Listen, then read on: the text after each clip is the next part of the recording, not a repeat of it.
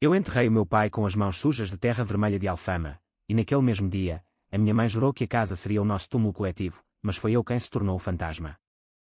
A traição dela não veio de um amante escondido nas sombras de Lisboa, mas de um cheque que eu assinei com o sangue das minhas veias, 15.000 euros que devorei da minha alma para salvar o que restava do nosso lar. E agora, enquanto caminho pelas ruas íngremes de Alfama, com o Tejo sussurrando promessas de vingança nas minhas orelhas, pergunto-me, quantas mães matam os filhos que as salvam, só para não admitir que o amor delas fede a hipocrisia? As ruas de Alfama acordavam com o cheiro de pão fresco e o lamento distante de um fado que parecia ecoar os meus próprios gemidos internos. Eu, Miguel, 32 anos, filho único de uma família que outrora fora o orgulho das vielas labirínticas de Lisboa, sentia o peso da herança como uma corrente enferrujada ao redor do pescoço. A casa na Rua da Judiaria, com as suas paredes caiadas de branco e azulejos partidos que contavam histórias de terremotos passados, era tudo o que nos restava. O meu pai, o velho João, um pescador que o mar reclamara num vendaval impiedoso, deixara-nos com dívidas que se acumulavam como conchas na praia do Tejo. E a minha mãe, a inabalável Maria, com os seus cabelos grisalhos presos num coque severo e olhos que outrora brilhavam como o sol sobre o castelo de São Jorge, agora só via sombras. Tudo começou há 6 meses, quando o banco nos enviou a carta final. Execução hipotecária iminente, diziam as palavras frias em tinta preta, como se fossem lâminas cravadas no nosso peito coletivo. Eu trabalhava como programador numa startup no Chiado, ganhos decentes mas instáveis, o suficiente para pagar o meu quarto alugado no bairro Alto e sonhar com uma vida além das noites de insónias regadas a vinho do Douro. Mas quando vi a minha mãe sentada à mesa da cozinha, as mãos tremendo sobre a carta, algo se partiu em mim. Miguel, a casa. É tudo o que temos do teu pai, murmurou ela, a voz rouca como o vento que uiva pelas escadas íngremes de Alfama. Eu assenti, engolindo o nó na garganta. Naquela noite, vendi o meu carro, um Fiat antigo que herdara do pai, e comecei a transferir poupanças que acumulara em anos de turnos extras. 15.000 euros. Cada cêntimo doía como uma chicotada, mas era pelo sangue que corria nas nossas veias. Entreguei o cheque no banco da Baixa, o coração martelando como o sino da Sé de Lisboa ao meio-dia. O funcionário, um homem de fato cinzento e sorriso falso, confirmou o pagamento com um carimbo que ecoou como um verdito de salvação. Voltei para casa a pé, subindo as calçadas escorregadias, sentindo pela primeira vez em anos uma faísca de orgulho. Imaginei a minha mãe abraçando-me, lágrimas nos olhos, dizendo que eu era o filho que o pai sempre sonhara. Mas quando empurrei a porta de carvalho rangente, o que encontrei foi um silêncio mais pesado que o nevoeiro do Tejo. Ela estava na sala, de pé junto à lareira apagada, com um copo de aguardente na mão. Os seus olhos, aqueles olhos que meninavam em noites de febre infantil, agora ardiam com uma fúria que não reconhecia. Onde estiveste? Perguntou, a voz baixa mas cortante como uma navalha de barbear. Eu sorri, estendendo o recibo como um troféu. Mãe, está feito. A casa está salva. 15.000, tudo pago. O silêncio que se seguiu foi um abismo. Ela pegou no papel, leu-o devagar, e então, com um gesto deliberado, rasgou em pedaços que caíram como confetes de um funeral. Tu foste ao banco sem me dizer. Achas que és o dono desta casa agora? As palavras dela atingiram-me como um soco no estômago. Eu recuei, tropeçando numa cadeira de madeira entalhada que o avô fizera. Mãe, era para te poupar. Para nós.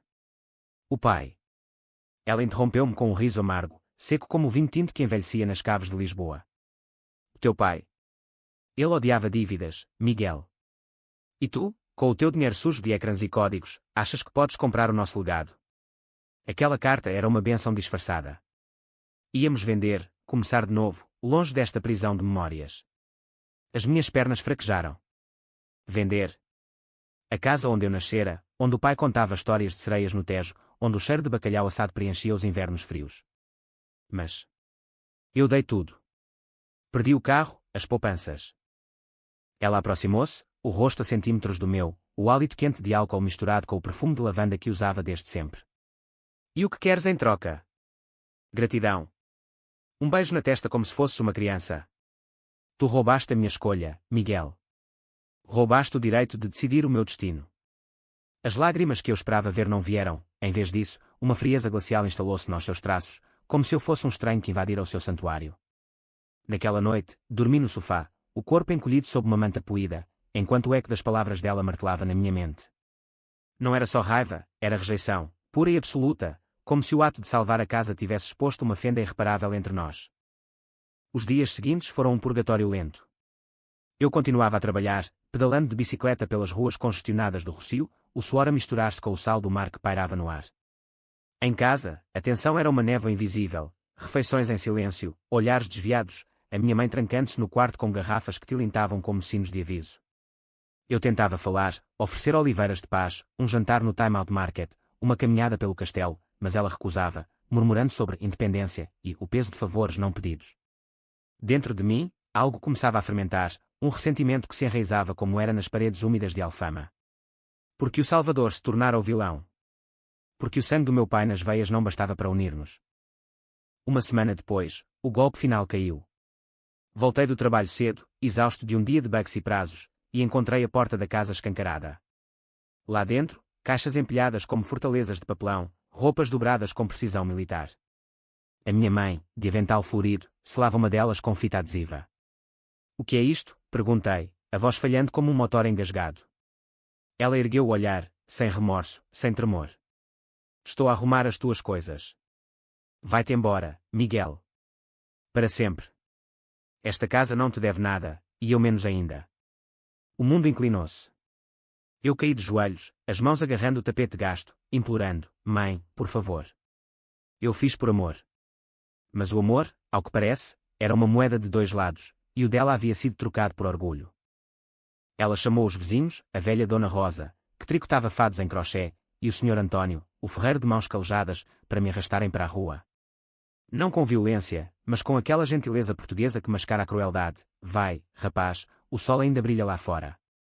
A porta fechou-se atrás de mim com um clique final, e eu fiquei ali, na calçada irregular, a valisa aos pés, o Tejo rindo ao fundo como um coro de fantasmas. 15.000 euros para salvar uma casa que me cuspiu para fora. Naquele momento, jurei, a vingança não seria um grito, mas um sussurro calculado, um veneno lento que infiltraria as veias dela como o vinho que ela tanto amava. Lisboa, com as suas 7 colinas e segredos enterrados, seria o meu palco. E a minha mãe, a rainha destronada de Alfama, aprenderia que os filhos traídos forjam impérios de dor. Enquanto arrastava a valise pelas escadas descendentes, o sol poente tingia o céu de laranja e púrpura, um espetáculo que outrora partilhávamos do terraço. Agora, era só para mim, um lembrete de que a luz persiste, mesmo no abismo. Encontrei refúgio num hostel barato no Cais do Sodré, um buraco com colchão fino e paredes grafitadas com desenhos de corações partidos. Deitei-me, o corpo dorido, e deixei as lágrimas virem, salgadas como o oceano que levara o pai. Mas no escuro, a mente trabalhava. Quem era ela, realmente? A mãe devota ou a mulher egoísta que via na salvação um roubo de autonomia? Eu recordava fragmentos, as noites em que ela chorava pelo pai, prometendo que a família era sagrada, as discussões sussurradas sobre um irmão perdido na imigração para o Brasil, um segredo que ela guardava como um rosário. Talvez a casa não fosse só tijolos, era uma armadura contra o mundo, e eu a havia rachado. No dia seguinte, comecei a planear. Liguei para o banco, confirmando que o pagamento salvara a hipoteca, ironia cruel, pois agora eu era o sem-abrigo. Um amigo do Chiado, o Pedro, um barista com tatuagens de âncoras e um coração mole, ofereceu-me um sofá do seu apartamento no Bairro Alto. Fica quanto quiseres, mano. Famílias portuguesas são como o vinho, às vezes azedam, mas fermentam algo novo. Rimos, mas o riso doía. Enquanto bebíamos sagres geladas na varanda, com vista para as luzes tremulosentes de Lisboa, contei-lhe tudo. Pedro ouviu, os olhos semicerrados como um confessor de fado. Vingança. Cuidado, Miguel. Aqui em Portugal, o rancor é como o azulejo, bonito de longe, mas corta se te aproximas. Mas o rancor já cortava. Pesquisei no meu portátil rachado, histórias de famílias destruídas em Lisboa, mães que renegavam filhos por heranças, o peso cultural do honra familiar que sufocava como o calor de agosto. Encontrei fóruns anónimos no Reddit, portugueses expatriados desabafando sobre traições parentais, e um padrão emergiu: o silêncio era a arma mais afiada. Decidi começar por aí, não confrontos, mas ausências. Bloqueei o número dela, ignorei as mensagens iniciais de volta, é um erro, que logo se tornaram em silêncios acusadores. Mudei o meu perfil nas redes para um feed de viagens falsas, postando fotos de Porto e Algarve que nunca visitei, insinuando uma vida renascida sem ela. Semanas passaram, e o trabalho tornou-se o meu escudo. Na startup, liderei um projeto que nos valeu um contrato com uma empresa de turismo no Douro, e o bónus veio como chuva de verão, 10.000 euros. Guardei metade, usei o resto para um apartamento minúsculo em Moraria, um bairro de imigrantes e artistas onde o multiculturalismo de Lisboa pulsava como um coração mestiço. Ali, entre cheiros de caril marroquino e fado cigano, comecei a reconstruir-me. Mas à noite, os sonhos vinham, a mãe na cozinha, o cheque rasgado, a porta fechando. Acordava suado, o peito apertado, e jurava que ela sentiria o mesmo vazio. O primeiro golpe sutil veio por acaso. Um primo distante, o Rui, que trabalhava na Câmara Municipal, mencionou casualmente num jantar de família que eu abandonara a mãe. Espalhei o bumerangue, enviei uma carta anónima ao jornal local, o Independente, descrevendo uma família de Alfama dividida por ganância materna, sem nomes, mas com detalhes suficientes para ecoar nas vielas. Os vizinhos começaram a sussurrar, Dona Rosa parou-me na rua, os olhos curiosos, é verdade, Miguel? A tua mãe? Tão dura. Sorri enigmaticamente, plantando sementes de dúvida. Ela, isolada na casa salva, começava a colher os espinhos. Moraria era um caos organizado, um bairro onde as vozes árabes se entrelaçavam com o português arrastado dos lisboetas antigos, e eu mergulhava nisso como um náufrago agarrando-se a destroços. O meu apartamento, um estúdio com janelas que davam para um pátio interno onde gatos vadios disputavam peixes secos, custava metade do que pagava antes, mas valia o preço da liberdade. Acordava com o muezzin competindo com os sinos da igreja de São Miguel, preparava um café forte com pão de mafra comprado na padaria da esquina, e saía para o mundo com a determinação de um toureiro enfrentando o touro.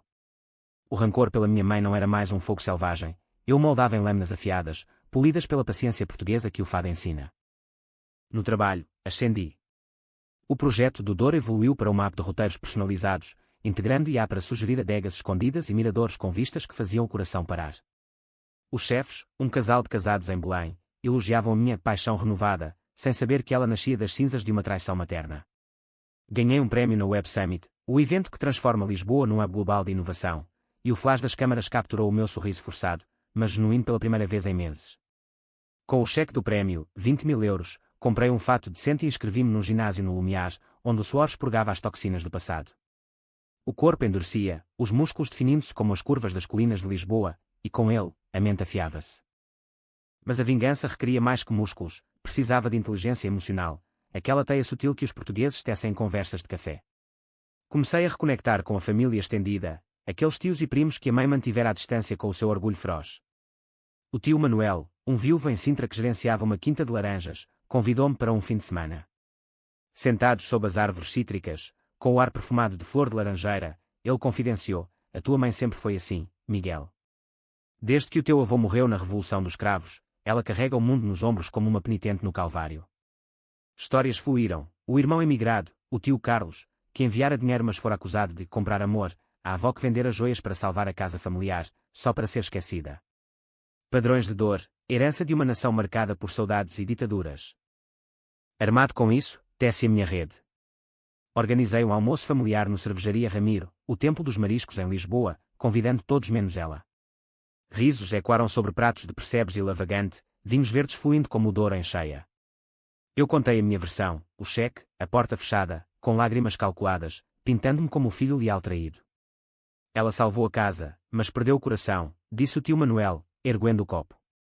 As mensagens no WhatsApp do grupo familiar explodiram. Que horror, Maria, vem cá, Miguel, és bem-vindo. Ela, excluída, deve ter sentido o isolamento como um manto de espinhos. Enquanto isso, a minha vida florescia.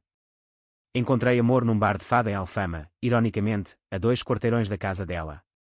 A Ana, uma violinista com cabelos negros como a noite do Tejo e olhos verdes que dançavam como folhas de sobreiro ao vento, tocava melodias que curavam feridas.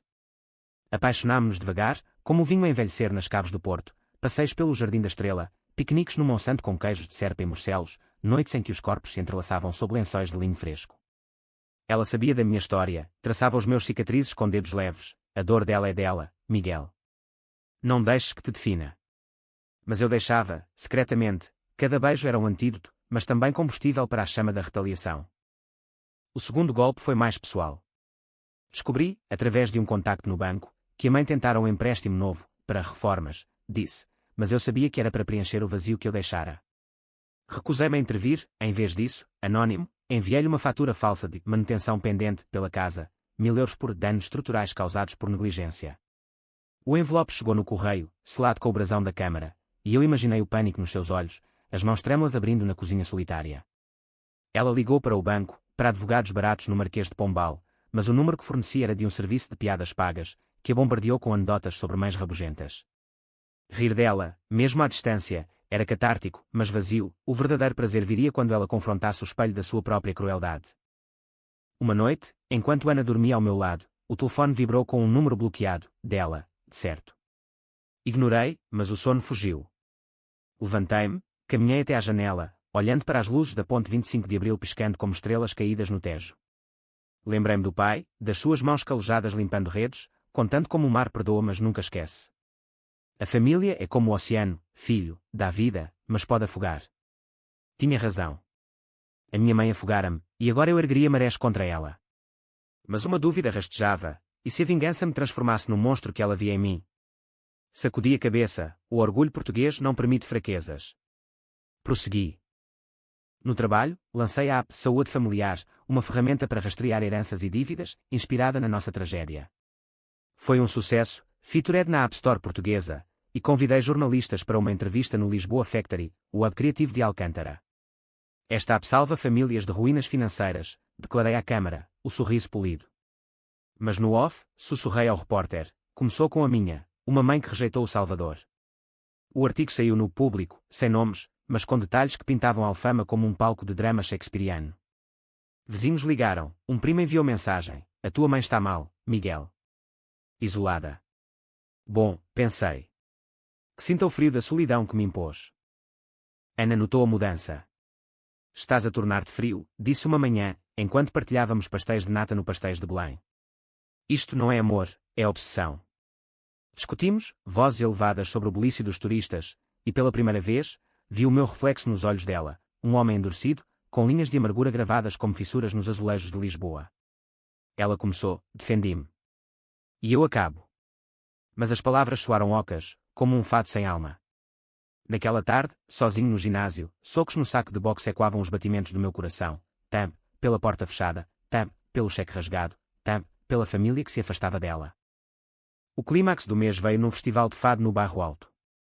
Eu estava lá com Ana, imerso na melancolia de Amália Rodrigues cantada por uma voz rouca, quando a vi, a minha mãe, na periferia da multidão, magra e envelhecida, os olhos procurando algo ou alguém.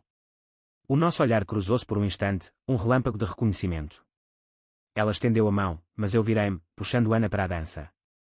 O fado continuou, estranha forma de vida, e eu dancei com fúria, os pés pisando o chão como se esmagasse memórias. Ela foi embora, engolida pela noite, mas o veneno estava plantado, ela sabia que eu vivia, prosperava, sem ela. De volta ao apartamento, Ana e eu fizemos amor com urgência, corpos colidindo como ondas no Cabo da Roca. Mas no depois, no silêncio, ela sussurrou, para, Miguel. Antes que seja tarde. Ignorei, traçando planos para o próximo golpe, envolver o passado dela, o irmão emigrado. Um e-mail anónimo para o tio Carlos no Brasil, revivendo velhas feridas. A teia apertava, e Lisboa, com o seu encanto traiçoeiro, aplaudia em silêncio. O outono chegou a Lisboa como um amante relutante, com chuvas finas que lavavam as ruas de Alfama mas não os pecados acumulados nas almas. Eu acordava cedo, o ar úmido infiltrando-se pelas frestas da janela de moraria, e preparava o pequeno almoço com rituais que me ancoravam, ovos mexidos com chouriço, café expresso forte o suficiente para acordar os mortos. Ana saía para ensaios no Hot Club de Portugal, deixando-me com o portátil e a mente fervilhando de esquemas. A vingança evoluíra de impulsos para uma sinfonia calculada, cada nota tocada com a precisão de um maestro no Teatro Nacional de São Carlos. A minha mãe, outrora o centro do meu universo, agora era uma peça no tabuleiro, e eu movia-a com fios invisíveis. O e-mail para o tio Carlos foi o terceiro ato. Pesquisei nas redes, um homem de 60 anos em São Paulo, dono de uma mercearia que vendia produtos portugueses, bacalhau salgado, vinhos do Alentejo, saudades embaladas em latas. Escrevi como um amigo de família, evocando memórias, lembra-se da Maria, sua irmã, que recusou o seu dinheiro anos atrás. Agora, ela repele o filho pelo mesmo motivo. O ciclo continua. Anexei fotos antigas que roubara do álbum familiar, o pai pescando, a mãe jovem rindo num piquenique no guincho. Dias depois, a resposta veio, raiva, confusão, uma promessa de voltar e confrontar. Perfeito. O tio Carlos marcou voo para Lisboa, eu, acidentalmente, informei um primo, que espalhou o boato como fogo em palha seca. Enquanto esperava o furacão, investi na app. Saúde Familiar ganhou tração, parcerias com bancos como o Millennium BCP, e eu contratei uma equipa pequena, um designer de Setúbal com bigode à portuguesa, uma marketeer de Coimbra com sotaque cantado. O escritório improvisado no Lisboa Factory cheirava a café e criatividade, paredes cobertas de post-its com ideias que salvavam fortunas familiares. Ironicamente, ajudei estranhos a evitar o destino da minha, um casal de Cascais que renegociou dívidas, uma viúva no Porto que herdou sem guerras. Cada sucesso era um espinho na coroa da minha mãe, Eu imaginava além dos artigos no Diário de Notícias, o nome do filho em negrito, questionando se o Salvador rejeitado era eu. Ana e eu navegávamos águas turbulentas. Ela tocava no Teatro Maria Vitória, violino choramingando fados modernos, e eu ia ouvi-la, sentado nas sombras, o coração dividido entre o amor por ela e o ódio pela mãe. Uma noite, após um concerto, discutimos no chiado. Estás a usar a dor como escada, acusou ela, os olhos flamejantes sob os candeeiros de ferro forjado. E se ela estiver doente? Sofrendo de verdade? Hesitei, o vento do Tejo carregando o perfume de jasmim das varandas. Ela me matou primeiro, respondi, mas a voz tremeu. Naquela semana, contratei um detetive privado, um ex-polícia de Alvalade, discreto como um padre na confissão. Vigia Maria Santos, Rua da Judiaria. Relatórios semanais. Os relatórios chegaram por e-mail encriptado. Ela saía pouco, comprava pão na padaria da esquina mas evitava olhares, noites passadas na varanda, fumando cigarros que o pai odiava, olhando o castelo como se esperasse fantasmas. Uma vez, visitou a sepultura do pai no cemitério dos Prazeres, ajoelhada na chuva, murmurando orações que o detetive não captou. Dor. Sim. Mas remorso. O suficiente para me parar. Não. O tio Carlos aterrou no Humberto Delgado, e o confronto foi orquestrado como uma ópera. Ele bateu à porta dela ao entardecer, o sol tingindo a alfama de ouro líquido. Eu observava de um café próximo, disfarçado com boné e óculos, o coração acelerado como um tambor de carnaval. Gritos ecoaram pelas vielas, traidores. Todos vocês querem a casa. E o tio saiu, rosto vermelho como vinho do Dão, jurando nunca mais voltar. Vizinhos aglomeraram-se, fofocas florescendo como buganvílias, a Maria enlouqueceu, expulsou o irmão como ao filho. O boato alcançou o grupo familiar no WhatsApp, mensagens de solidariedade para mim, condenações para ela. Bloqueei as que tentavam mediar, deixa-a apodrecer no seu orgulho. Mas à noite, no apartamento, o detetive enviou uma foto, ela sentada no chão da cozinha, rodeada de caixas não desfeitas, o rosto inchado de choro. Uma fisgada no peito, era a minha mãe, afinal. Apaguei a imagem, mas ela gravou-se na retina. O quarto golpe foi financeiro, sutil como um nevoeiro matinal. Usando contactos da app, acedi a registros públicos, a casa, salva pelo meu dinheiro, tinha valorizações potenciais se reformada. Espalhei rumores através de um perfil falso no Idealista, casa em Alfama com problemas estruturais, proprietária instável, e o preço de mercado despencou em listagens especulativas. Ela tentou vender, desesperada por liquidez, mas ofertas baixas chegavam como moscas a um banquete estragado. Um corretor, amigo meu disfarçado, ofereceu metade do valor, a senhora parece cansada, talvez reforme e tente depois. Ela recusou, mas o stress envelhecia visivelmente, segundo o detetive, cabelos mais grisalhos, mãos trêmulas ao girar a chave. Ana descobriu o detetive numa fatura esquecida. A briga foi épica, pratos voando na cozinha minúscula, ecos subindo pelo pátio. Estás a destruir uma mulher idosa por um erro dela. Isso não é justiça, é sadismo. Gritou ela, lágrimas escorrendo como chuva no Tejo. Eu defendi-me, voz rouca, erro. Ela me cuspiu para a rua. 15.000, Ana, o meu sangue. Ela arrumou a mala naquela noite, o violino nos tojos como uma sentinela. Escolhe, Miguel, ela ou nós. Saí, vagueando pelas ruas de madrugada, o fado de um bar próximo lamentando, gaivota.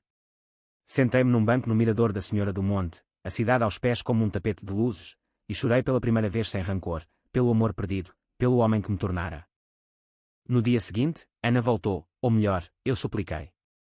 Fizemos as pazes no jardim botânico, sob árvores centenárias que sussurravam segredos tropicais. Ajuda-me a parar, menti, mas jurei internamente, o próximo golpe seria o último, o que a forçaria a ajoelhar. Pesquisei terapia, uma psicóloga em Restelo, especialista em traumas familiares, com sotaque suave do Minho. Nas sessões, desabafei, odeio-a, mas amo-a mais. Ela assentiu, olhos sábios, a vingança é um espelho, reflete o que mais temos em ti. Saí dali fortalecido, mas não mudado. O tio Carlos enviou uma carta para ela, cópia para mim, irmã, o orgulho mata devagar. Reconcilia-te. Ela rasgou-a, segundo o detetive, mas guardou um pedaço, pressionado num livro de Camões. Natal aproximava-se, as luzes de Lisboa transformando-a numa árvore de Natal gigante. Organizei um jantar com a família estendida no Hotel Santa Luzia, em Alfama, perto o suficiente para picar risos, perus assados com castanhas, toasts ao futuro sem amarras. Eu brindei, às famílias que se reinventam. Mensagens chegaram a ela via primos, fotos, convites ignorados. Ela passou a véspera sozinha, vela acesa na janela, segundo o relatório. O meu coração apertou, mas empurrei o sentimento, era tarde para piedade. O ano novo explodiu com fogo de artifício sobre o Tejo, e eu dancei na rua com estranhos, Ana nos braços, mas a mente na casa da Rua da Judiaria. O quinto golpe viria na primavera, algo que a obrigaria a enfrentar o abismo sozinha. A primavera irrompeu em Lisboa como uma declaração de guerra contra o inverno, jacarandás roxos pintando as avenidas do Saldanha e o ar carregado de perfume de flor de laranjeira que me fazia lembrar piqueniques infantis no Parque Eduardo VII. Mas as memórias eram veneno agora, eu usava-as como agulhas, instando dor na veia da minha mãe à distância. O apartamento em moraria florescera comigo, plantas de manjericão na varanda, livros de Saramago empilhados ao lado da cama onde Ana e eu tecíamos sonhos entrelaçados. Ela tocava agora numa orquestra no Coliseu dos Recreios, e as noites de ensaio deixavam-me tempo para afiar a lâmina da retaliação. A terapeuta em Restelo avisara, o rancor consome o recipiente, Miguel. Ignorava-a, bebendo vinho tinto de Borba para adormecer os avisos. O detetive, agora um aliado pago, fornecia atualizações como capítulos de um romance sombrio. A mãe saía mais, caminhadas solitárias pelo castelo de São Jorge, parando nos miradores para fumar, olhos fixos no horizonte como se procurasse o pai no mar distante. Uma vez, visitou a startup no Chiado, só para ver o prédio, disse ao porteiro, mas eu soube pelo CCTV que aqui é disfarçadamente. O coração acelerou, era o primeiro sinal de fraqueza. Em vez de confrontar, enviei flores anónimas para a casa, rosas vermelhas, cartão dizendo perdão floresce na humildade. Ela atirou-as no lixo, mas o detetive captou o tremor nas mãos, dúvida, finalmente. A app Saúde Familiar explodira, investimento de uma VC no Porto, a expansão para Espanha e França, o meu rosto na capa da Exame como o jovem lisboeta que salva legados. O dinheiro fluía, comprei um carro elétrico, um Tesla modesto, e planejei uma viagem ao Douro com Ana, vinhas verdes ondulando como tapetes sob o sol de maio. Mas antes, o quinto golpe, envolver a comunidade. Alfama, com as suas tradições de bairro, era um organismo vivo, ferir um era ferir todos. Organizei um evento de caridade no Convento do Carmo, famílias unidas contra a solidão, doando lucros para abrigos de sem-abrigo, ironia, pois eu fora um. Convidei todos, tios, primos, vizinhos. A ausência notada, a dela. O salão ecoou com discursos, o tio Manuel falando de perdões negados que envenenam gerações, e eu fechei com uma história velada, um filho deu tudo por uma casa, mas ganhou uma porta fechada. Hoje, abro portas para outros. Aplausos ribombaram, flashes capturando o meu sorriso estoico. O evento virou notícia no Correio da Manhã, filantropo de Alfama combate isolamento familiar. Ela leu, de certo, o detetive reportou uma visita ao cemitério, flores no túmulo do pai, sussurros de perdão, João, falhei com ele. Ana e eu partimos para o Douro, o carro serpenteando pelas estradas sinuosas, vinhas em terraços como escadarias verdes para o céu. Ficámos num quintal em Pinhão, quartos com vistas para o rio, jantares de javali com trufas e vinhos que contavam histórias de solos argilosos. Fazíamos amor ao som do Douro murmurando, corpos suados e entrelaçados, mas nas pausas, ela questionava, sentes paz agora? Mentia, quase. Na verdade, o rancor era um companheiro fiel, sussurrando planos para o golpe final. O tio Carlos, de volta ao Brasil, enviara-me um e-mail. Ela liga-me a chorar, Miguel. Para. Respondi, ela começou o fogo, eu só atiçou. De regresso a Lisboa, o calor de junho sufocava as ruas, e eu mergulhei no trabalho, mas o detetive trouxe novidades. Ela procurava emprego, limpezas no bairro Alto, aos 65 anos, orgulho rachado. Sorri sombriamente, o dinheiro que eu dera salvar a casa, mas não o espírito dela. Encontrei o sexto golpe na psicologia, isolamento total. Bloqueei todos os canais, mudei o número, apaguei perfis, instruí a família a dar espaço. Um primo, a prima Luísa de Chelas, quebrou, ela está mal, Miguel. Diz que te odeia, mas chora o teu nome. Ignorei, mas o sono fugia, sonhos onde a abraçava e ela se dissolvia em pó. Uma tarde, no ginásio do Lumiar, o saco de boxe ganhou um novo significado, cada soco era por ela, pela traição. O treinador, um cabo-verdiano com dreads e sotaque cantado, notou, estás a lutar com fantasmas, irmão. Assenti, suor pingando como lágrimas. Ana, sentindo a fratura, sugeriu terapia de casal no Instituto Marquês de Valflor. Fomos, sentados em sofás de couro, a terapeuta com óculos redondos, o passado dela moldou-a, o teu, liberta-te. Discutimos, expusemos feridas, o pai ausente dela, a minha culpa pelo mar que o levou. Saí dali com uma promessa, pausar a vingança por um mês. Mas o destino ri dos planos portugueses. O detetive ligou numa noite chuvosa. Ela caiu, Miguel. Ataque cardíaco leve. No Hospital de São José. O mundo parou. Corri pelas ruas molhadas, o Tejo rugindo como um leão ferido, ignorando o Uber para sentir a chuva lavar o ódio. No quarto estéril, com cheiro a desinfetante e flores murchas, ela jazia, tubos nos braços, pele pálida como azulejos rachados. Os olhos abriram-se, encontrando os meus, e por um instante, vi a mãe de infância, a que cantava Menino Jesus no Natal. Miguel, sussurrou, voz fraca como folhas ao vento. Sentei-me, mão na dela, o toque elétrico como o primeiro raio de sol após tempestade. Porquê, mãe? Porquê me expulsaste? As lágrimas dela fluíram, salgadas como o mar do pai. Medo, filho. Medo de depender, como perdi o teu pai para o mar, o irmão para o orgulho. O teu dinheiro. Era como admitir derrota. As palavras caíram como pedras no poço da minha alma, enchendo-o de compreensão amarga. Abracei-a, o corpo frágil tremendo, e o rancor rachou, como a terra seca do Alentejo após chuva. Eu perdoei no momento em que parti, menti, mas era meia verdade. Ana chegou, trouxe flores de jasmim, e as três almas, mãe, filho, amante, dissemos uma trégua frágil. Dias no hospital foram confissões. Ela admitiu o vício no álcool, eu a vingança calculada. Fiz-te sofrer, confessei. Como eu a ti. Rimos, um riso quebrado mas genuíno, e quando nos corredores como um fado renascido. Alta médica veio, e ela voltou para casa, nossa casa, com uma enfermeira e promessas de terapia. Mas o drama não acaba com redenções fáceis. Portugal ensina que as feridas cicatrizam, mas deixam marcas. Eu mudei-me de volta, quarto reconstruído, mas as noites eram tensas, olhares desviados, silêncios carregados de isso. Ana Média, tocando violino para acalmar espíritos. O tio Carlos visitou, abraços desajeitados no aeroporto, e a família reuniu-se num churrasco no Monsanto, sardinhas grelhadas fumegando, vinhos fluindo. Brindes ao segundo começo. Ainda assim, ecos persistiam. Uma noite, encontrando o cheque rasgado num caixote, chorei sozinho na varanda, Tejo testemunha. A vingança me salvara, mas quase me destruíra. Agora, equilibrava amor e cicatrizes, como Lisboa equilibra colinas e vales. O verão de 2025 caiu sobre Lisboa como um manto de fogo, o asfalto do Rocio derretendo sob saltos de turistas e o Ardense com o zumbido de cigarras escondidas nos jardins do Torel. A casa na Rua da Judiaria voltara a ser lar, mas um lar remendado, com costuras visíveis como as fissuras nos azulejos do século XVIII que adornavam as paredes. A minha mãe recuperava devagar, caminhadas curtas até ao mirador de Santa Luzia, onde sentávamos em bancos de ferro forjado, partilhando silêncios que outrora eram abismos mas agora eram pontes frágeis. Eu cozinhava, cataplana de marisco com ameijoas frescas do mercado da Ribeira, temperada com coentros que colhia no vaso da varanda, e ela comia, elogiando com um obrigada, filho que soava como uma oração respondida.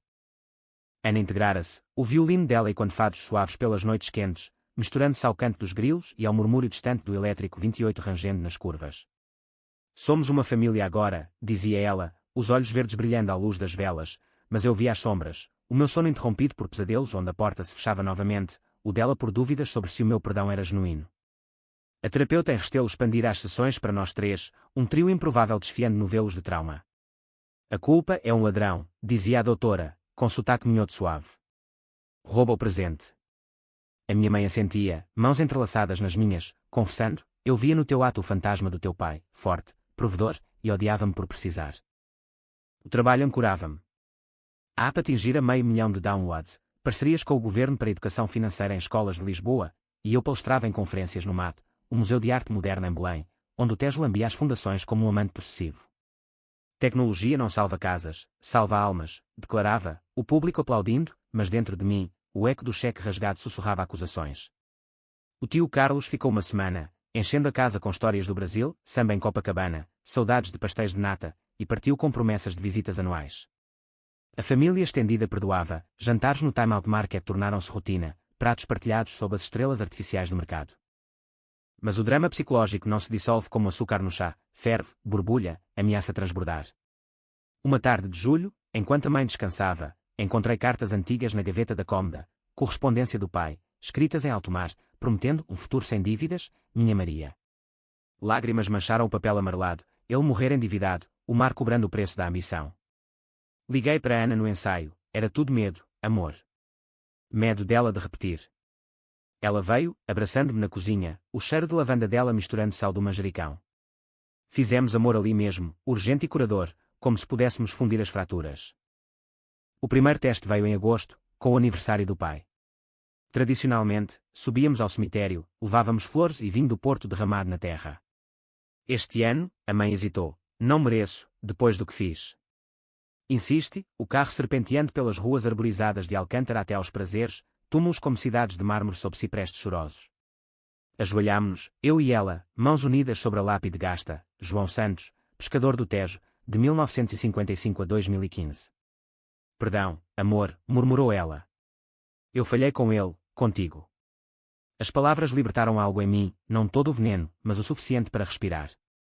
Bebemos o vinho ali, o sol filtrando através das folhas, e pela primeira vez, ri de uma anedota dele que ela contou. Ele dizia que o mar era ciumento, mas tu és pior. Ana planeou uma surpresa, uma viagem ao Algarve, praias de areia branca em lagos onde o Atlântico rugia como hinos ancestrais. Alugámos uma casa em Ponta da Piedade, paredes brancas com azulejos de peixes, e passámos dias nadando em grutas azuis, corpos salpicados de sol e mar. À noite, fogueiras na praia, sardinhas grelhadas em espetos, fado de um acordeonista local lamentando amores perdidos. A mãe ria, o som leve como conchas ao vento, e eu via a mulher por trás da matriarca, vulnerável, humana. Obrigada por voltares, disse ela uma noite, estrelas espelhando-se no mar. Pensei que te perdera para sempre. Abracei-a, o sal na pele misturando-se às lágrimas. Nunca, mãe. Mas dói ainda. De volta a Lisboa, o outono trouxe desafios. A APA enfrentou um escândalo, um bug que expôs dados de utilizadores, manchetes no Jornal de Negócios gritando privacidade em risco. Corri para o fogo, noites no escritório do Chiado, café frio e olhos ardendo, enquanto Ana e a mãe me esperavam com sopa de grão de bico. És forte como o pai, disse a mãe, servindo a tigela fumegante.